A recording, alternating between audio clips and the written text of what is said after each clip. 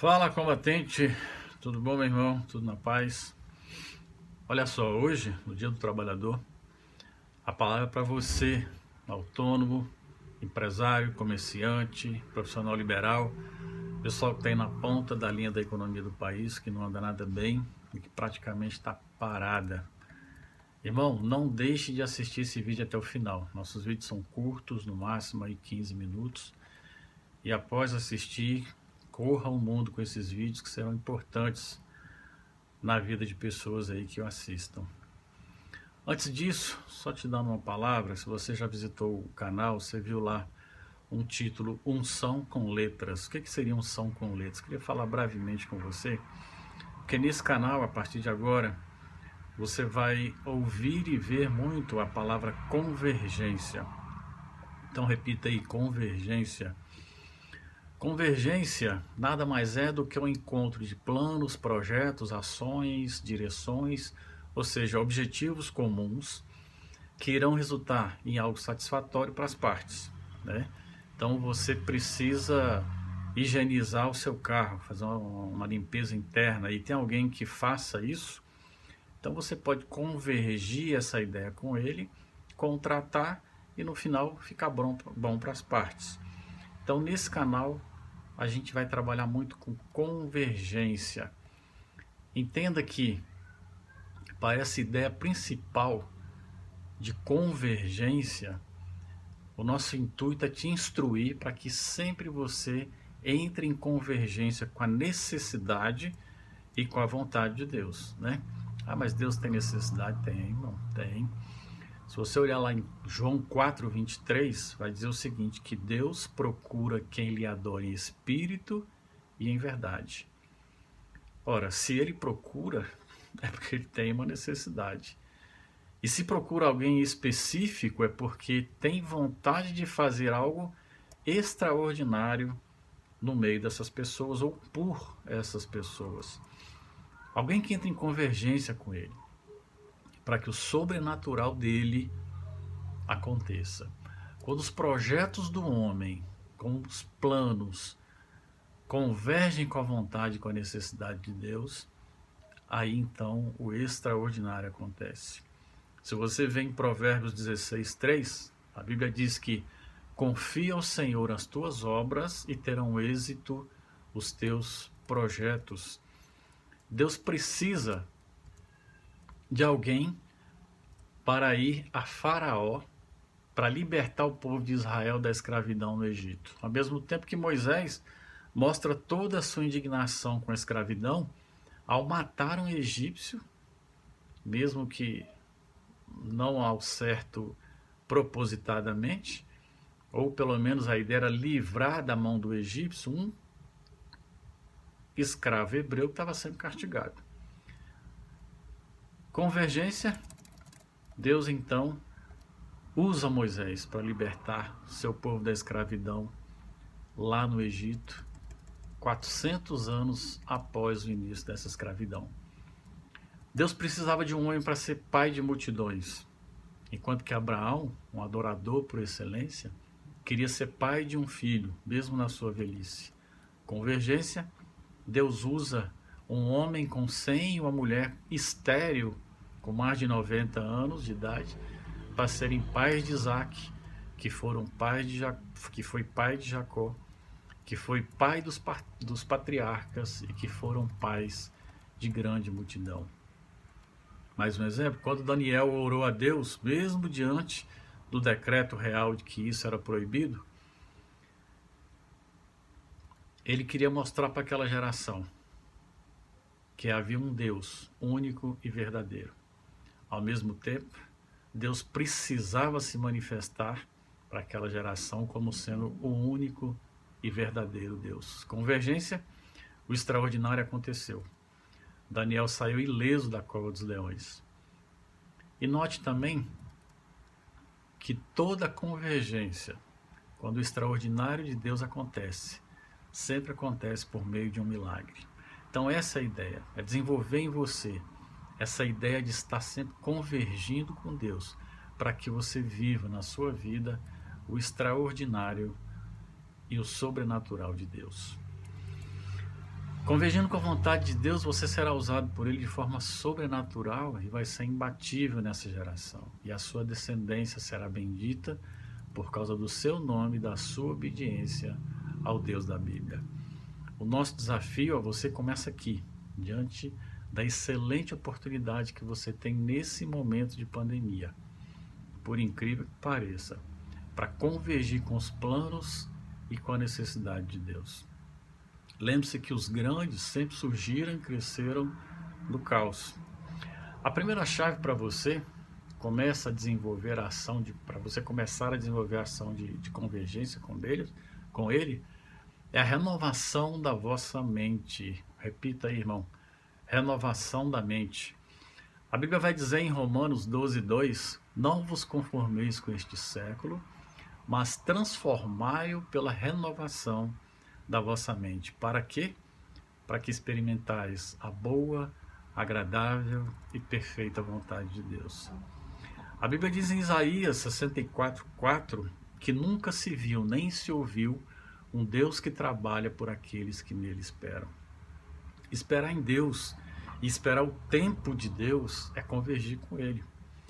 E para desenvolver isso, você precisa renovar a sua mente. Quando existe convergência, nós e Deus trabalhamos em favor do extraordinário. Trabalhar apenas por meio do esforço, entenda que não funciona. Ou, pelo menos, não se aproxima do extraordinário de Deus. Qualquer abalo emocional que você tiver, irmão, qualquer perda, uma doença, qualquer desequilíbrio, vai fazer que você volte ao zero, estaca zero.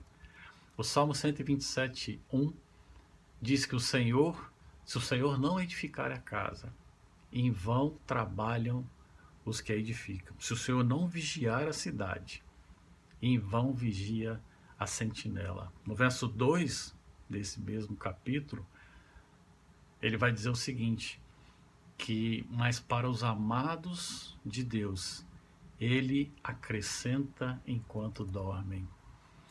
Aí está, irmão, a diferença daquilo que Deus preparou para aquele que crê e se submete para alcançar suas promessas. A convergência. Esse é o diferencial, esse é o plus do crente e do cristão fiel. Combatente, se você convergir com a vontade e com a necessidade de Deus, nada nem ninguém poderá te deter. Isaías 1:19 vai dizer que se quiserdes e obedecerdes, comereis o melhor dessa terra. Se quiserdes implica em estar disposto a fazer a sua parte, pagando o preço, vivendo o processo necessário até a chegada do extraordinário. E se obedecerdes implica na convergência com a necessidade e com a vontade de Deus. Se submeter à vontade e à necessidade dele, isso é convergir. Qual a consequência disso? Comereis o melhor desta terra. Desta é esta terra em que vivemos e não a próxima que está por vir. Então anote aí uma segunda e preciosa chave. Primeira, renovação da mente. Segunda, quebra de paradigmas. Repete aí, combatente. Quebra de paradigmas. Para a renovação da mente é necessário que haja uma quebra de paradigmas. Quebrar paradigmas implica em rever a prática de conceitos não mais eficientes, como, por exemplo, a fé por meio da emoção. Romanos 12:1 vai dizer sobre o culto racional. Gritar, chorar, sapatear e praticar outras ações típicas da emoção não irão renovar a sua mente. Muito menos irão te levar para um patamar de convergência com Deus. Pois passada emoção, a gente volta a ser o que era antes, alguns minutos atrás, sem qualquer transformação. O que nos leva à renovação mental é a fé racional. A fé racional produz uma emoção controlável, mas a emoção não produz fé. Mesmo não te conhecendo, eu afirmo, com base na Bíblia, que todas as ações que transformaram a sua vida para melhor ocorreram de forma racional. Bem como eu afirmo que todas as ações que transformaram a sua vida para pior foram tomadas sob forte emoção. Pare de empurrar tudo para o mundo espiritual, para que o mundo espiritual resolva, como se fosse apenas espírito. Nós somos espírito e carne. Com isso, quando a gente tenta empurrar tudo para o mundo espiritual, é como se a gente estivesse tentando tirar o foco da nossa preguiça, dos nossos erros, das nossas mesmices conceituais e comportamentais. Quebre os paradigmas, que eles irão gerar renovação na mente. E essa renovação irá gerar mudanças comportamentais. O fato de um ano terminar e o outro começar não implica que o próximo será melhor ou diferente do que o passado, como se prega por aí com musiquinhas e versinhos viciados no final do ano. O que faz um ano ou um dia ser diferente ou melhor do que o outro é o rompimento com aquilo que não funciona, é a quebra do paradigma, mas que você e eu acabamos insistindo em continuar fazendo. Essa crise mundial que vivemos irá abrir portas jamais abertas até então, e que dificilmente serão abertas novamente nessa geração. Mas entenda que não tem como experimentar qual seja a boa, agradável e perfeita vontade de Deus sem renovação mental. Eu não sei se você conhece, já assistiu a uma corrida de Fórmula 1. Para quem nunca assistiu, são várias equipes, cada uma com 2 carros de corrida disputando um campeonato anual. Algumas equipes são maiores e melhores do que as outras porque elas têm um orçamento maior, melhores relacionamentos políticos, comerciais, etc. Isso faz com que elas sempre cheguem na frente das corridas e as outras equipes, as menores, sempre cheguem atrás. Isso também ocorre na nossa economia. Algumas empresas têm bons relacionamentos políticos, o que resulta em bons contratos com o governo, bons relacionamentos comerciais, por consequência, sempre estão na frente. Outras sofrem com a falta de crédito, com a falta de demanda, com a falta de bom parceiro e, por consequência, estão atrás. Não vou nem entrar no mérito de como essas empresas grandes fazem para se manter sempre no topo, mas eu vou te dizer que a Bíblia nos conforta quanto a isso, quando diz que o fruto do trabalho do ímpio será depositado para o justo. Então não cabe a nós ficar julgando o que a empresa grande está fazendo ou como está se beneficiando, porque Deus está vendo. Durante uma corrida de Fórmula 1, na maioria das vezes, os carros das equipes grandes ocupam as primeiras posições e ficam minutos à frente dos últimos colocados. Nesse momento, o que os últimos colocados mais querem é uma bandeira amarela. O que é uma bandeira amarela? É um momento em que a corrida é interrompida, entra um carro madrinha na pista, os carros se alinham atrás dele numa velocidade bem menor, até que a pista seja desinterditada. É momento de ir então para o box, de fazer ajuste no carro, trocar pneus, reabastecer, já esperando a relargada da corrida. Se você fizer uma analogia, você vai ver que as circunstâncias atuais nos mostram uma bandeira amarela na corrida diária que enfrentamos no posicionamento no mercado. É o momento que todos se realinham, tanto os grandes quanto os pequenos, e estamos todos no mesmo alinhamento. É momento de reposicionamento comercial, de entrar no box, traçar a melhor estratégia para sair na frente na relargada. Já existe, inclusive, se você não sabe, um projeto de lei aprovado pelo Congresso, deve estar já para sanção presidencial, que produz um crédito para as micro e pequenas empresas. Então, irmão, é momento de buscar esses recursos, de quebrar paradigmas e com eles renovar a mente rumo à convergência com a vontade e com a necessidade de Deus. Aproveite o momento, entre no box, troque o pneu, trace com o chefe de equipe novas estratégias. Nunca projete absolutamente nada que não tenha propósito no reino de Deus. Isso não converge com a necessidade e nem com a vontade dele.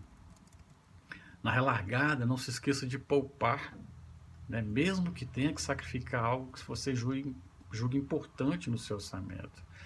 A sabedoria racional em administrar, aliada à obediência de José, convergiram com a necessidade de Deus de ter um governador para o Egito capaz de fazer daquele país o celeiro do mundo antigo, durante os 7 anos de fome que viriam sobre a terra. O que salvou o Egito e o mundo antigo da extinção foi a prudência de José em guardar mantimentos durante o período abastado. Ter o mesmo pensamento e comportamento atual em situações e períodos diferentes da história não fazem de você uma pessoa diferente. Sem a renovação da sua mente, será impossível ser diferente na relargada. Aproveite a bandeira amarela. Deus sempre vai usar pessoas para que as promessas dele se cumpram na sua vida.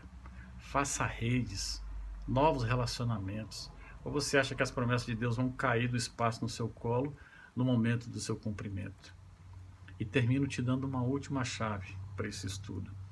Quando Eliseu foi multiplicar o azeite daquela viúva, texto que está lá em 2 Reis 4:3, ele mandou que ela fosse à vizinhança e pegasse vasilhas vazias, não poucas. A viúva então percorre a vizinhança, pega todas as vasilhas vazias possíveis para serem cheias de azeite. Qual a convergência disso? Nesse momento de bandeira amarela, de dificuldade financeira e de escassez, encha primeiro as vasilhas do vizinho. Deus abençoe você.